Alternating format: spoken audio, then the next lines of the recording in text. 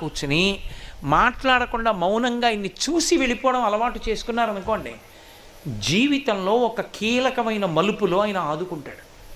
ఆదుకుని గట్టెక్కించేస్తాడు. దక్షిణామూర్తి దక్షిణామూర్తే. శైవాగమంలో ఇక అటువంటి మూర్తి లేదు. అంత గొప్ప మూర్తి. స్త్రీలు, పురుషులు, పిల్లలు అందరికీ అనువైన మూర్తి ఒక్క దక్షిణామూర్తియే. అటువంటి మహానుభావుడికి అధివాసాలు జరుగుతున్నాయంటే తేజస్సుని పుంజుకుంటున్నాడు. ఒక పక్క తేజస్సు పుంజుకుంటాడు, రెండవ పక్క దోషాలని వదిలిపెడతాడు. దోషం ఎక్కడిది?